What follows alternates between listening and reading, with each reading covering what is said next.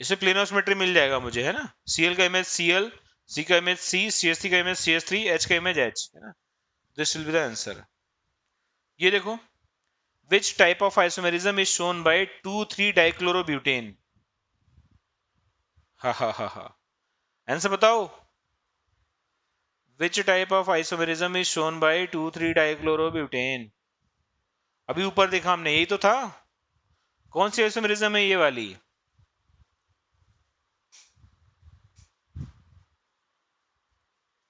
Geometrical है बे, यही पढ़ाया तुझे मैंने, शर्म नहीं आती तुझे? भैया ये ज्योमेट्रिकल आइसोमेरिज्म है।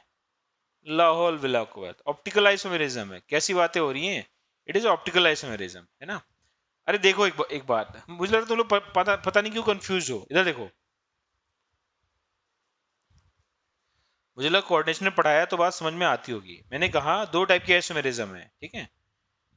देखो, स्टीरियो आइसोमेरिज्म होती है, एक होती है स्टीरियो आइसोमेरिज्म,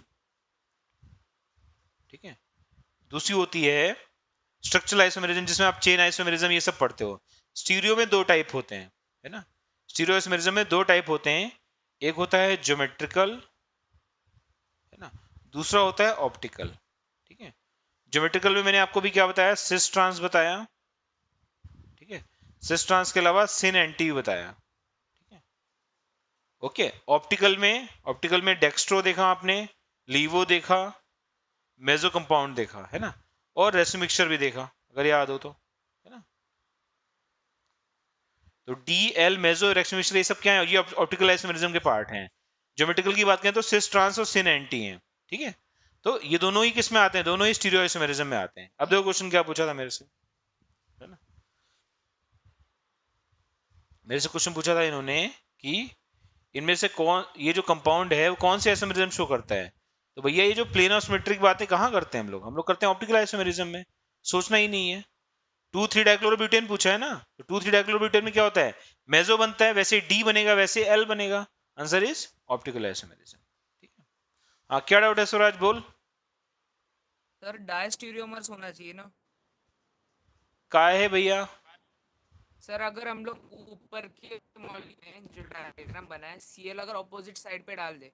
तो अगर, कैसी बातें करते हो यार, अगर तुमने सीएल अपोजिट टेस्ट में डाल दिया, चलो ठीक डाल दिया, यहाँ मैं नहीं लिखता हूँ, कहीं अलग से लिखता हूँ, है ना। अलग से लिखता हूँ, देखना एक बार, कैसी बहकी बहकी बातें कर रहे हो। हमारा कंपाउंड है 2,3 डाइक्लोरोब्यूटेन, है ना। अगर 2,3 डाइक्लोरोब्यूटेन है तो सी होगा, सी होगा, सी होगा, सी होगा, CH3, CH3, यहाँ Cl, यहाँ Cl, यहाँ H, यहाँ H। तो अगर मैं इसको डेक्स्ट्रो मान लूँ तो लीवो क्या होगा, लीवो होगा इसका मिरर इमेज CH3, CH3, यहाँ Cl, यहाँ H, यहाँ H, यहाँ Cl। अब क्या समस्या है बताओ तुम्हें लाइफ में। Dl बन गए, मेजो ऊपर बना ही हुआ था, तो CH3, CH3, यहाँ Cl, यहाँ Cl, यहाँ H और यहाँ H, ये मेजो बन जाएगा। तो इन तीनों को हम बोलते हैं एक दूसरे का ऑप्टिकल आइसोमर्स, है ना। ये D comma L comma meso, D comma L comma meso, इन सबको मिला के हम बोलते हैं they are actually optical isomers, है ना। डायस्टेरियोमर्स तब बोलते हैं जब जब दो आइसोमर दिए हो, सिर्फ एल दिया और मेजो दिया हो, तो इन्हें आपस में एक दूसरे का डायस्टेरियोमर्स बोलेंगे, ठीक है। बट तीनों ही पॉसिबिलिटीज है ना, तो इन्हें ऑप्टिकल आइसोमर्स बोल देंगे, सिंपल। क्यों डायस्टेरियोमर्स बोलेंगे? बात समझ में आ रही है स्वराज बाबू? हाँ, हाँ सर। हाँ सर। ठीक है, तीनों पॉसिबिलिटीज है ना, ऑप्टिकल आइसोमरिज्म इज आंसर, ठीक है। चलो ये नहीं पढ़ाया, आगे देखते हैं।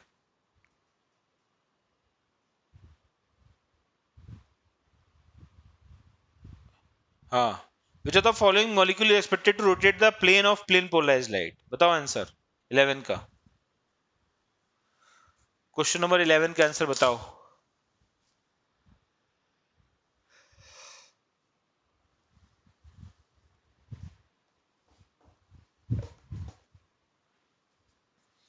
बताओ आंसर, चैट पे रिप्लाई करो,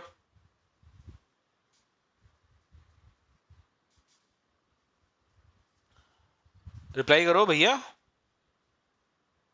सत्यजीत सेज 1, बाकी लोग क्या बोलते हैं? अभिषेक, अरे 1 ही है ना यार, 1 में कारल कार्बन दिख रहा है।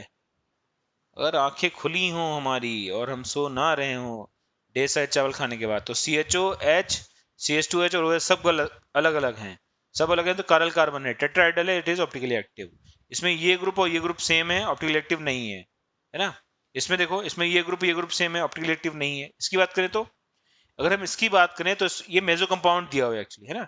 इसमें क्या हो जाएगा, इसमें प्लेन ऑफ सिमेट्री मिल जाएगा ये वाला, है ना, this is plane of symmetry, क्योंकि ये जो बना था वो मेजो कंपाउंड था। ठीक है, this is actually meso compound. ठीक, क्लियर है।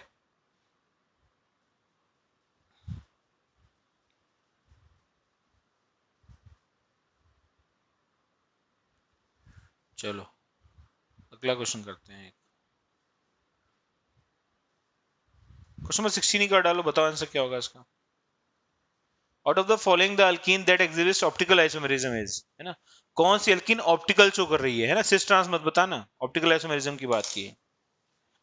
आंसर बताओ 16 का, सब लोग जल्दी से 16 का आंसर बताया जाए।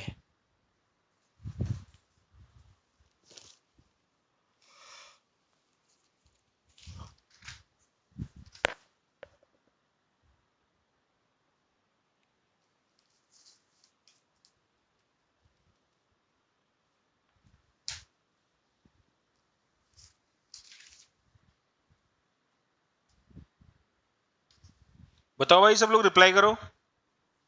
स्वराज सेज 1।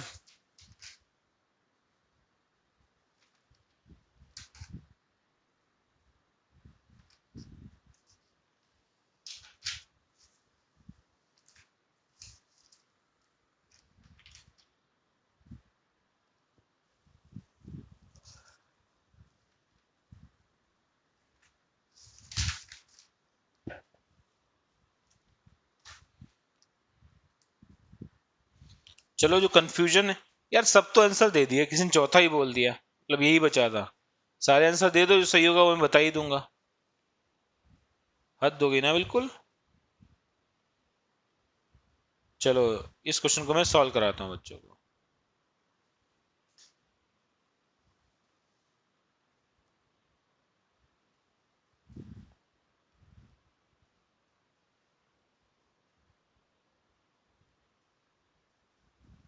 ये क्वेश्चन था मेरे पास, ठीक है, पूछा कौन सा ऑप्टिकली एक्टिव है। ऑप्टिकली एक्टिव होने के लिए क्या होना चाहिए हमारे पास, या तो कारल कार्बन होना चाहिए, और दूसरी बार plane plane of symmetry, point of symmetry सब नहीं होने चाहिए, है ना। 3 मिथाइल 2 पेंटीन देखते हैं। 1 2 3 4 5, 3 पे मिथाइल लगा है, 2 पे ईन लगा है ना, 2 पे पेंटीन लगा है। ठीक है, 3 मिथाइल 2 पेंटीन, तो 1 2 3 4 5। इसमें कारल कार्बन कौन सा मिल सकता है, कारल कार्बन मिल सकता है मुझे, डबल बॉन्डेड तो होगा नहीं, तो या तो ये हो सकता है, ये नहीं है क्योंकि इसमें 2 H लगे हुए हैं, CH2 है, CH3 है, CH3 है, 1 2 3 4, यहाँ CH हो गया, 1 2 3 4, यहाँ कुछ भी नहीं है, तो इसमें नो कारल कार्बन, कोई कारल कार्बन नहीं है, तो पहला ऑप्शन तो गायब हो गया। फोर्थ वाला देख लेते हैं, काफी लोगों ने रिप्लाई किया। 2 मिथाइल 2 पेंटीन, 1 2 3 4 5, 2 पे ही मिथाइल लगा है, 2 पे ही डबल बॉन्ड लगा है ना। तो मुझे लगता है ये भी नहीं होगा, क्योंकि इसमें कारल कार्बन दिख नहीं रहा मुझे, CH3 है, CH3 है, CH2 है, 1 2 2 4 1 2 3, यहाँ CH हो जाएगा, तो इसमें कारल कार्बन नहीं है। 3 देखते हैं, 3 मिथाइल 1 पेंटीन, 1 2 3 4 5, 1 2 3 4 5, यहाँ पे 1 पे डबल बॉन्ड है, 3 पे मिथाइल है, CH3 होगा तो यहाँ H लग जाएगा, यहाँ CH3 होगा, यहाँ CH2 होगा, यहाँ पे CH2 होगा, यहाँ CH होगा। अब देखो H, ये वाला ग्रुप, ये वाला ग्रुप और ये वाला ग्रुप डिफरेंट है, ये कारल कार्बन है, आंसर विल बी 3। ठीक है, this will be optically active. So चलिए, साक्षी ने आंसर दिया था, वेरी गुड, और साहिल का भी सही है, बाकी बच्चों ने गलत किया। मेरी बात समझ में आ गई। मुझे ऑप्टिकली एक्टिव बताना है तो कारल कार्बन होना चाहिए, है ना, प्रेजेंस ऑफ कारल कार्बन